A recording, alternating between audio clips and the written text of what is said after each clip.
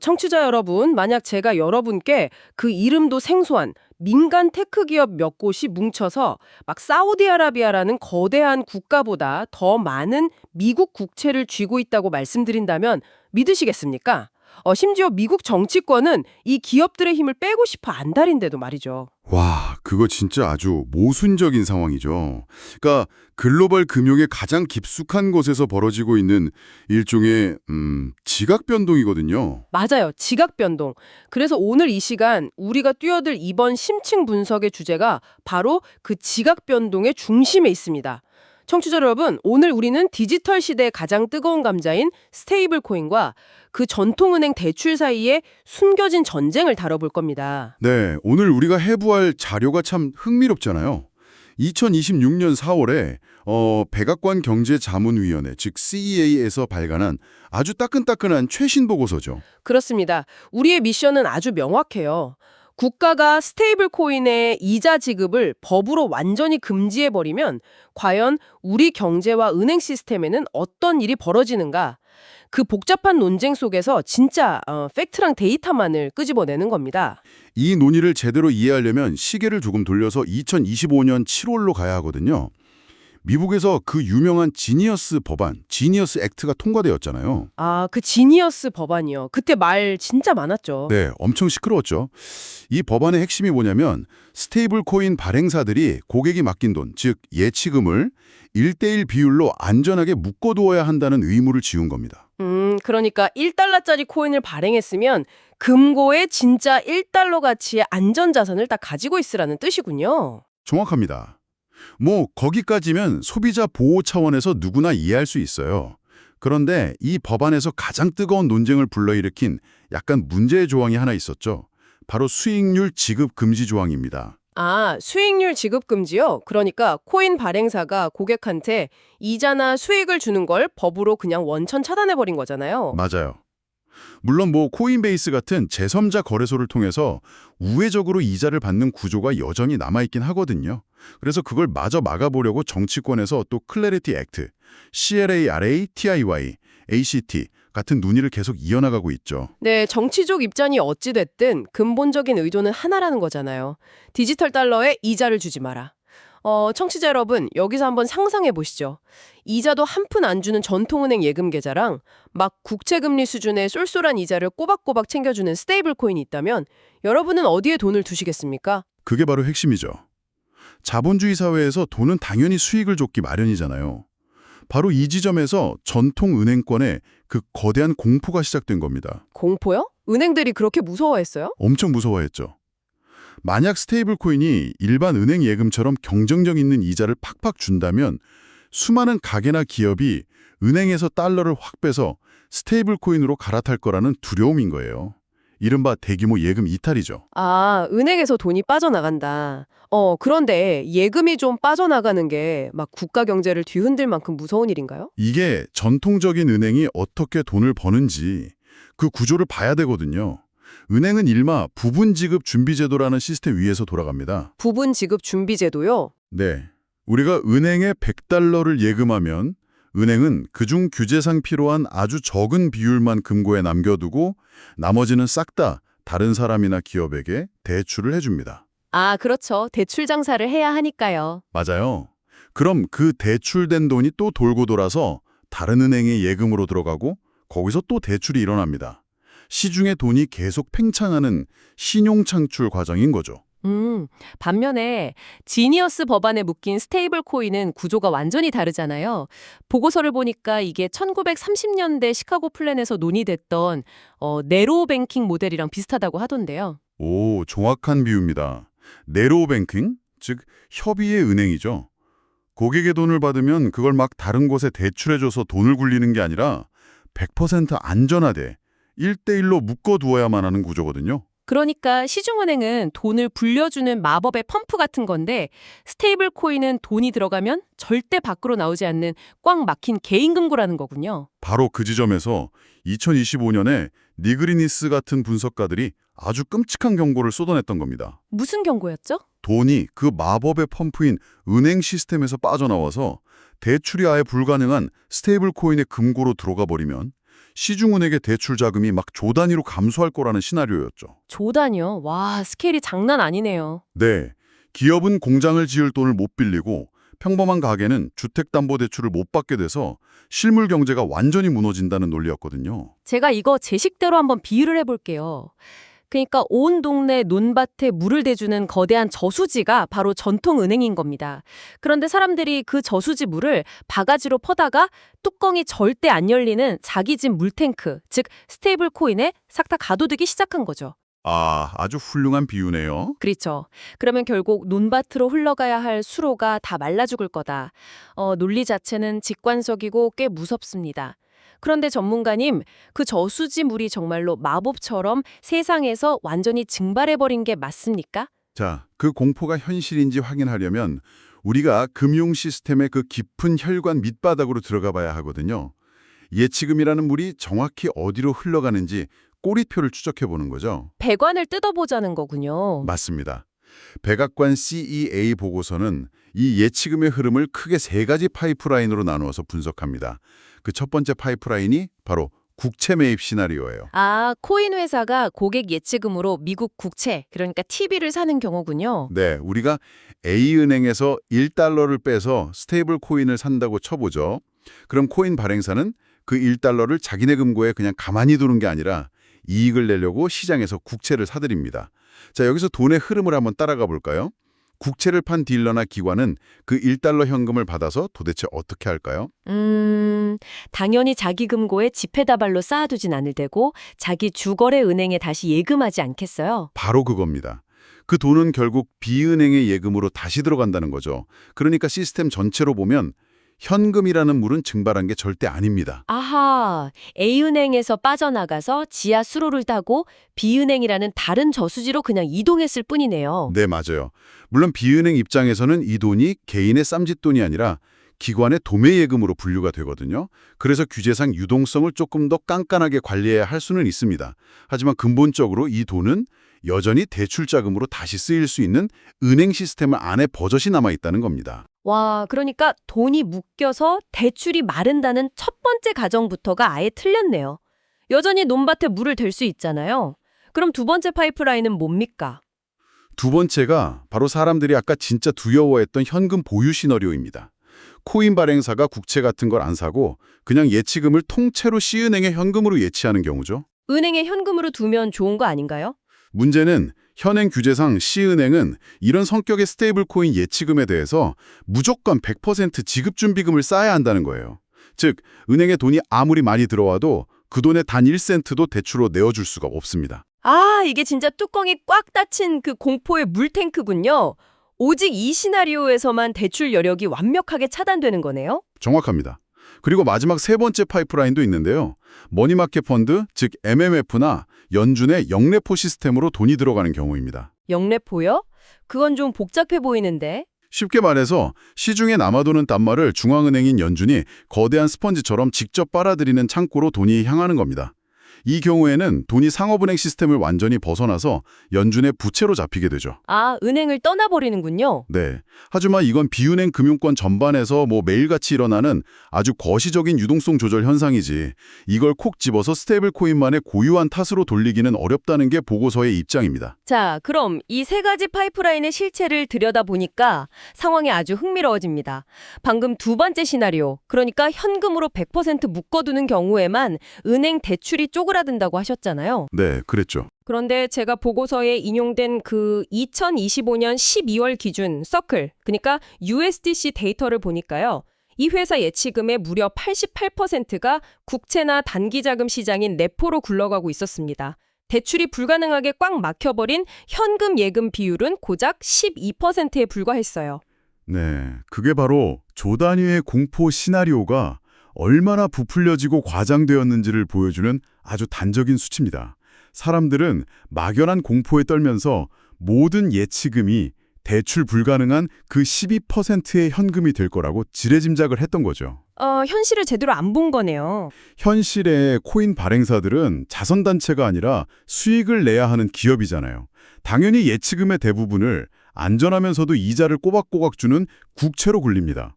그리고 우리가 앞서 추적했듯이 그 국채 거래를 통해서 돈은 다른 파이프를 타고 다시 은행 시스템으로 고스란히 흘러온다는 거죠. 진짜 놀라운 반전이네요. 게다가 아주 중요한 거시적 배경이 하나 더 있습니다.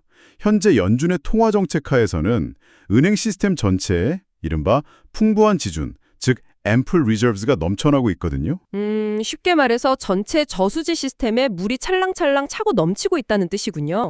그러니까 돈이 A은행에서 B은행으로 조금 이동한다고 해서 막 전체 은행권이 패닉에 빠져가지고 대출을 확 줄여버려야 할 만큼 자금이 쪼들리는 환경 자체가 아니라는 겁니다. 와, 배관을 직접 뜯어보니까 현실은 완전히 다르네요. 자, 그렇다면 논란의 출발점이었던 수익률 지급 금지 조항으로 다시 돌아가 보겠습니다. 정치권의 논리는 참 단순했어요. 스테이블 코인에 이자를 주지 마. 그래야 사람들이 코인을 안 사고 돈을 다시 은행 예금으로 돌려놓을 거고 그래야 은행들이 마음 놓고 대출을 팍팍 해줄 거 아니냐.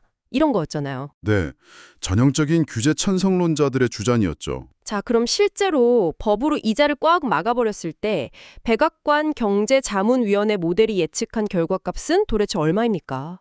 대출이 막 늘어나나요? 이 수치가 이 보고서의 핵심 데이터이자 방금 말씀하신 그 규제 찬성론자들을 아주 당혹스럽게 만든 결과입니다. 모델에 따르면 이자 지급을 전면 금지할 경우 약 544억 달러라는 거대한 자금이 스테이블 코인에서 빠져나와 전통은행 예금으로 이동할 것으로 예측되었습니다. 잠깐만요. 544억 달러면 한국 돈으로 70조 원이 넘는 엄청난 금액인데요. 그 돈이 다 은행으로 돌아가면 당연히 대출도 그만큼 확 늘어나는 것 아닙니까? 논리대로라면요. 놀랍게도 그 544억 달러가 은행 예금으로 돌아와도 실제로 늘어나는 전체 은행 대출 규모는 고작 21억 달러에 불과합니다. 네, 21억 달러요? 네, 퍼센트로 따지면 전체 은행 대출의 겨우 0.02%가 늘어나는 셈입니다. 통계적 오차범위라고 해도 무방할 정도의 아주 미미하고 초라한 결과죠. 이건 진짜 납득이 잘 안 갑니다. 은행은 돈놀이에서 수익 내는 곳이잖아요. 무려 544억 달러라는 예금이 굴러 들어왔는데 겨우 21억 달러만 대출해주고 나머지는 그냥 깔고 앉는다고요? 아니, 은행 주주들이 가만히 있습니까? 왜 그런 비합리적인 선택을 하는 거죠?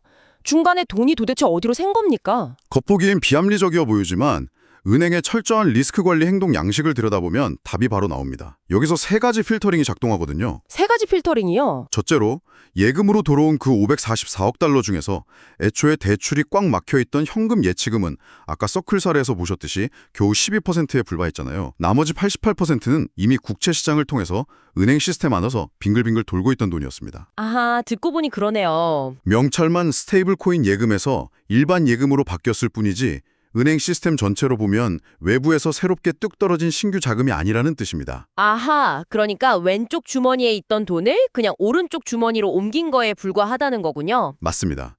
그리고 둘째, 신규 자금이 진짜 들어왔다 쳐도 규제상 법정 지급 준비율을 지켜야 하니까 100% 다 대출해 줄 수는 없고요. 그리고 결정적인 세 번째 이유가 있습니다. 그게 뭡니까?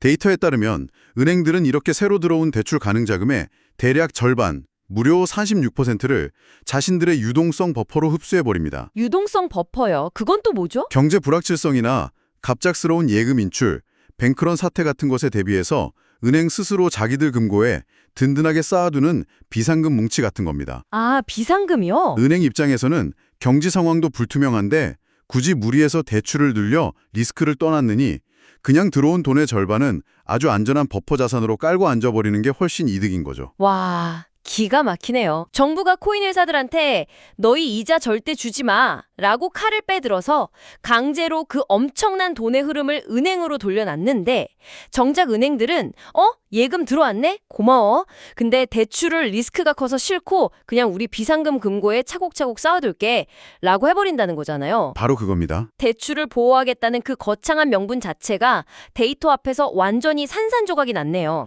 하지만 전문가님, 정치인들에게는 무적의 치트키 같은 방패가 하나 아직 남아있잖아요. 아, 지역은행 보호 프레임 말씀이시죠? 그 역시 철저히 기각됩니다. 보고서의 세부 데이터를 자세히 보면요.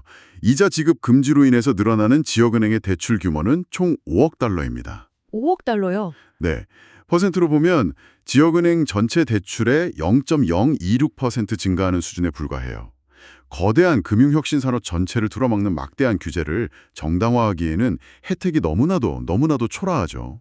0.026%라니요. 그 정도면 그냥 하루치 시장 금리가 틱하고 변동할 때 움직이는 단순 오차 수준 아닙니까? 그럼 애초에 그 분석가들이 호들갑을 떨었던 수천억 수조 달러 단위의 엄청난 대출 감소 시나리오가 성립하려면 도대체 경제 상황이 얼마나 막장으로 극단적이어야 하는 겁니까? 보고서는 그 거대한 숫자가 실현되기 위해서 필요한 4가지 비현실적인 가정을 아주 날카롭게 지적합니다. 첫째, 스테이블 코인 시장이 지금보다 6배 이상 폭발적으로 팽창해야 합니다. 6배요. 당장은 불가능하겠네요.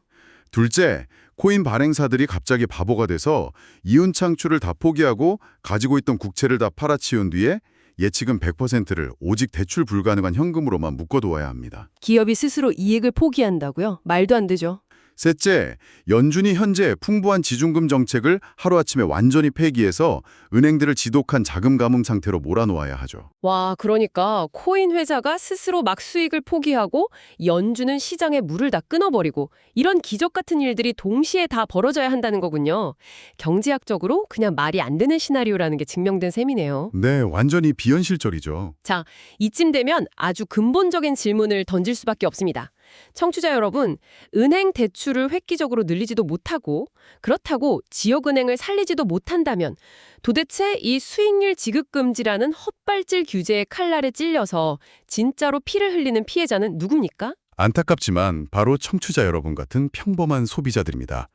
디지털 달러에 대한 이자를 법으로 딱 금지함으로써 소비자들은 안전하게 경쟁력 있는 수익을 얻을 기회를 그냥 강제로 박탈당해버리거든요. 아, 억울하네요. 보고서의 추산에 따르면요, 이 규제로 인해서 매년 약 8억 달러에 달하는 거대한 경제적 후생 손실이 소비자에게 발생합니다. 이걸 비용 편익 비율로 계산해보면 무려 6.6에 달하죠. 잠깐, 제가 그거 번역해 보겠습니다. 그러니까 은행 대출에서 겨우 1달러의 이익을 짜내겠다고 평범한 소비자들 주머니에서 6.6달러를 강제로 빼앗아가고 있다는 뜻이군요. 와, 이거 정말 최악의 가성비 아닙니까? 맞습니다. 그런데 시야를 조금만 돌려서 미국 밖, 즉 국제시장으로 넓혀보면 이 규제의 역설은 훨씬 더 거대하고 위험한 형태로 나타납니다. 국제시장요? 어떻게 되는데요? 현재 미국 밖, 특히 신흥국 시장에서 이 달러 연동 스테이블 코인에 대한 수요가 그야말로 폭발적이거든요.